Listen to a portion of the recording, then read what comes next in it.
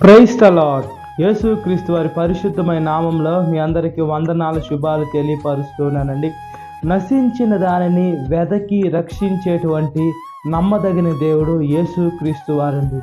దేవుడు మన జీవితాలు నరకంలోకి నశించిపోయే జీవితాలని యేసుక్రీస్తు వారు ఈ లోకానికి వచ్చి ఆయన రక్తంతో మనల్ని కడిగి పవిత్రపరిచి మనల్ని పరలోకానికి తీసుకొని వెళ్ళాలని మనల్ని రక్షించుకున్న దేవుడు అండి యేసుక్రీస్తు వారు.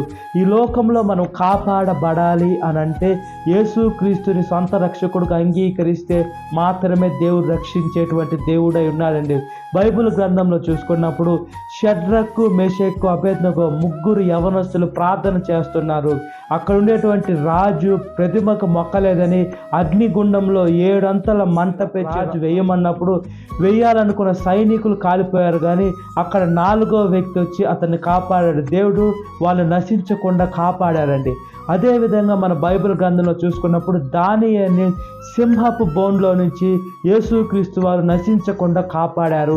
ఇశ్రాయేలీయులను కూడా ఐగుప్తు నుంచి కనాన దేశానికి నడిపించేటప్పుడు అక్కడ ముందు ఎర్ర సముద్రం, వెనకాల ఫరో సైన్యం ఉన్న సైన్యం దగ్గర అంతం కాకుండా సముద్రంలో పడకుండా ఆరిన నేల మీద ఇశ్రాయేలు నడిపి శత్రువుని నశింపచేసి ఆయన భక్తుల్ని కాపాడుకున్నాడండి. దేవుడు రక్షించేటువంటి దేవుడుగా ఉన్నాడు. మనుషుల్ని మనం నమ్ముకోలేము, కానీ దేవుణ్ణి కానీ నమ్ముకుంటే సమస్తం ఆయన చిత్తానుసారంగా మనం ఎప్పుడైతే అప్పచెప్పుకుంటామో దేవుడు ఖచ్చితంగా మనకు మార్గాలు తెరిచి అద్భుతాలు చేస్తారు. కాబట్టి మనం దేవుని రక్షణకు వెళ్ళినట్లుగా ప్రార్థన.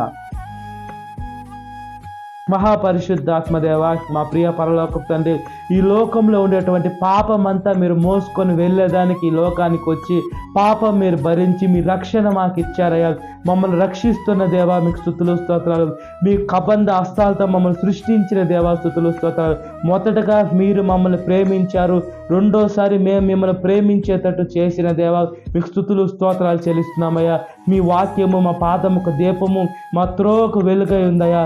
అదేవిధంగా విశ్వాసానికి తండ్రి అబ్రహాం గారు యేసే మిమ్మల్ని విశ్వసించారయ్యా. అతని సంతానాన్ని ఇసుక రేణువులు వరే ఆశీర్వదించారు, మమ్మల్ని కూడా ఆశీర్వదిస్తారని చెప్పారు. దావీదు గారికి శాశ్వతమైన కృపనిచ్చినట్లుగా మాకు కూడా ఇస్తారు. అయితే మీ వాక్యానుసారంగా బ్రతికి మీ చిత్తానుసారంగా ఉండినప్పుడే ఇస్తారు. కాబట్టి జ్ఞాపకం చేసుకోండి. సాతాను శోధన ప్రతి ఒక్క బిడ్డను విడుదల దయచేయండి. ఈ వాక్యం విన్న ప్రతి ఒక్క బిడ్డని పేరు పేరు వచ్చిన జ్ఞాపకం చేసుకోండి. ఈ దినకాలపు దీవెనతో నింపమని నజరేయుడైన యేసుక్రీస్తు వారి పరిశుద్ధమైన నామంలో మిక్కిలి వినయం తడుచున్నాను నా పరలోకపు తండ్రి. Amen. Praise the lord. God bless you. Have a great day.